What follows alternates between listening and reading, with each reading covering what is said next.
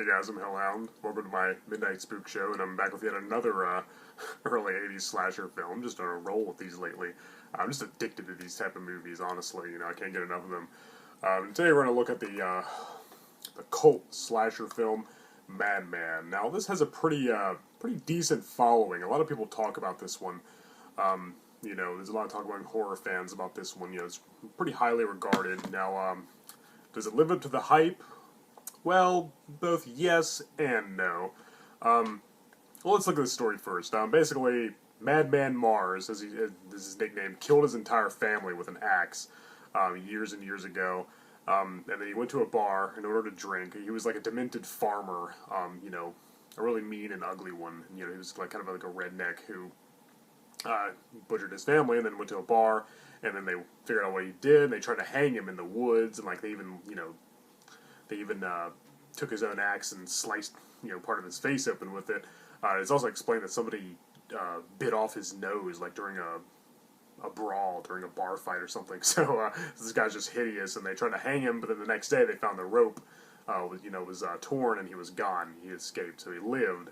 And so now, legend has it, if you call the name Madman Marz, near his home, on certain nights, or when the moon is full and all that stuff, he'll come after you and he'll come get you. And so there's a group of counselors and campers at the summer camp, and they're telling the story around a campfire, which is one of my favorite, it's the coolest settings in a horror movie ever. I love the whole campfire stories, the urban legend thing. I love that the movie has that feel about it. And the campers don't believe it. The middle-aged head camper Max is telling the story. And, but they learned soon enough that the legend is real, and Madman Max has got an axe to grind. He's hunting down some victims. He's looking for, he's out to kill. So yeah, that's basically the story. It doesn't really get any more complicated than that. It's pretty generic. You already know who the killer is. It's not a mystery. It's not a whodunit. The killer is Madman Marz.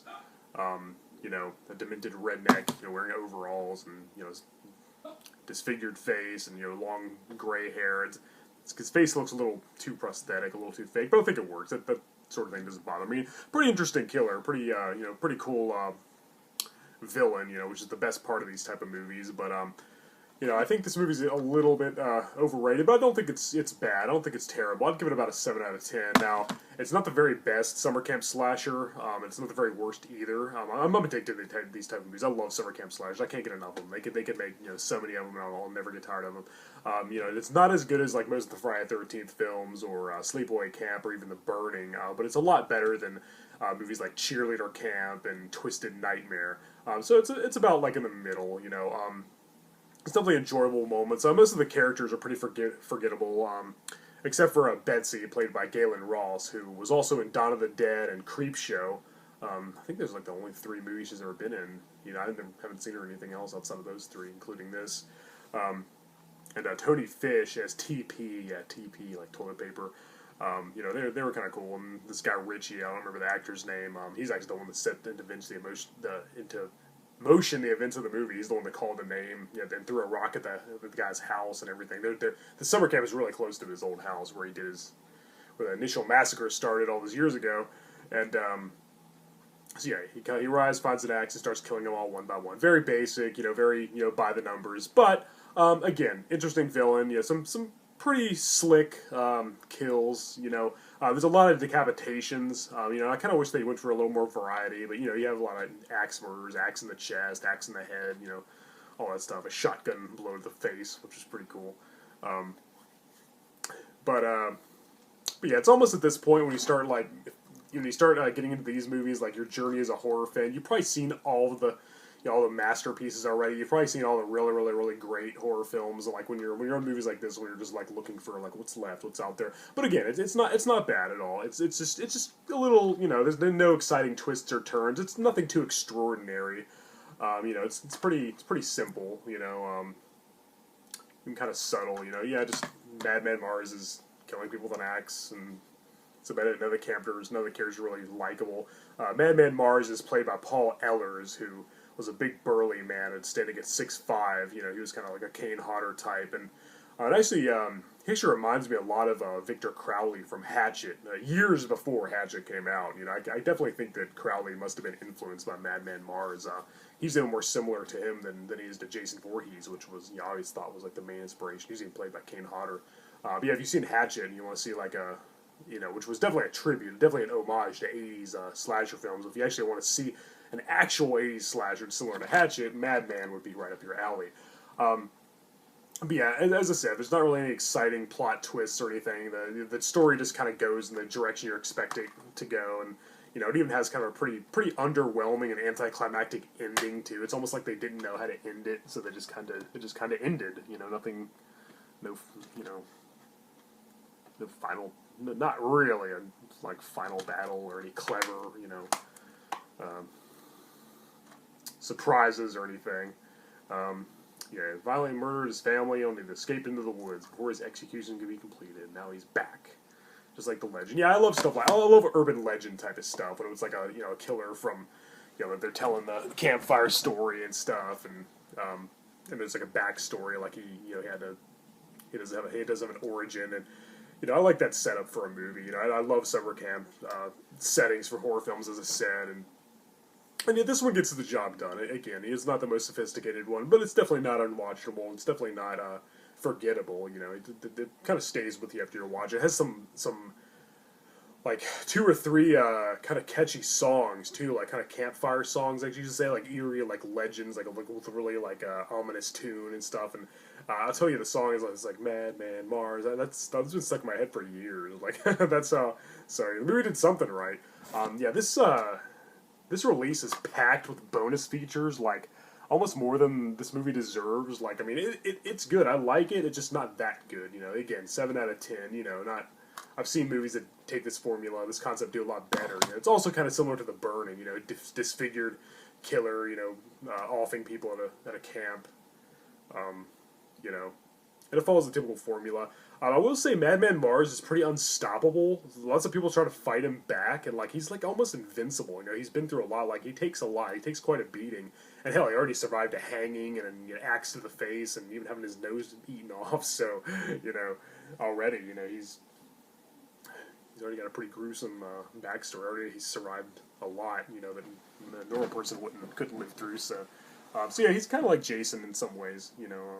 And this came out the same year as Friday the 13th Part 2, so there's a lot of movies. In 1980 and 1981, there's so many of these things. There's so many of these 80s slashers, and many of them taking place at a summer camp and stuff. So, but if you haven't seen this one yet, I still recommend it. I suggest you should watch it.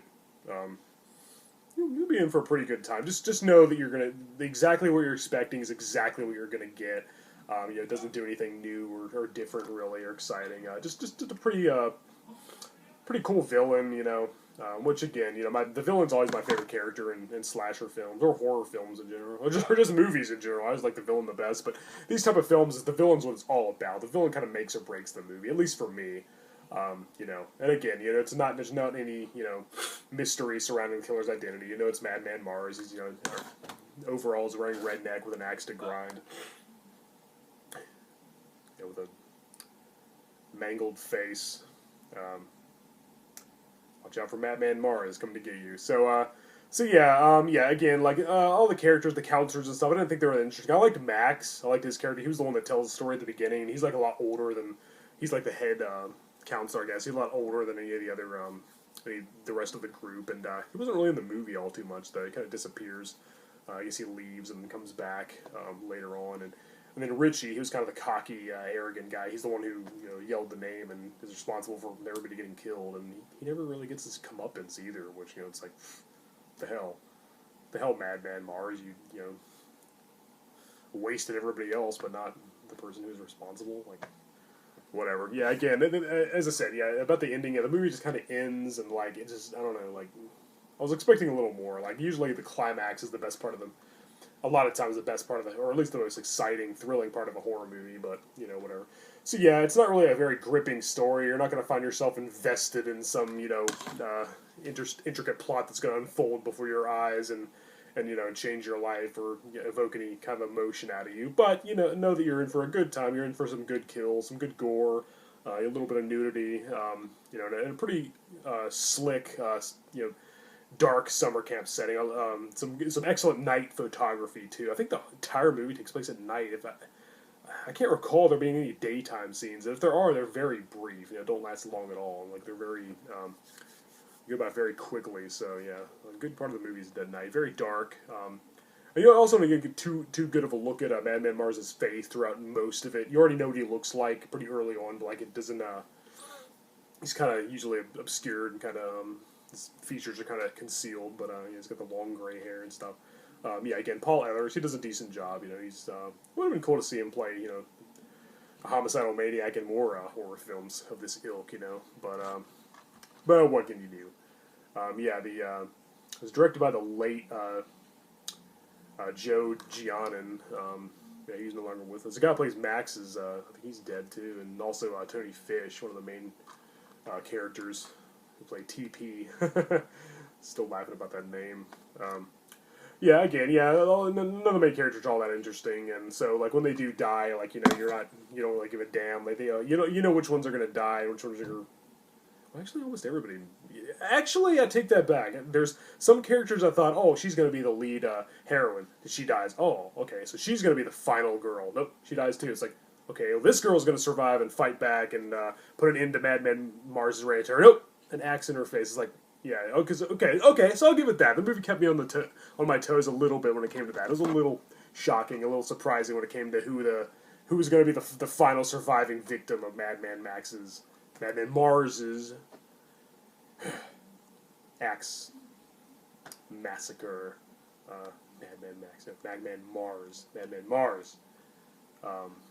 Cool name, pretty cool name. There are Madman Pluto and Madman Jupiter and Madman Mercury. Oh, that's right. Pluto's not a planet anymore. Alright, I'm going to end this video because now I'm talking about planets and stuff. Check out Madman if you like this sort of thing. Pretty good 80s summer camp slasher. It gets the job done. It makes for a good watch. It's nothing too engaging or captivating, but if you like this sort of thing, I think you'll enjoy it. Again, I don't think it quite lives up to its cult status, but again, there are far worse movies out there that are more highly regarded than this one. So that says something about it. And you'll never guess. It keeps you second guessing as to who the final girl or final guy will be. So, alright guys, I'm Hellhound. Thank you for watching my Midnight Spook Show. Check out Madman. And until next time.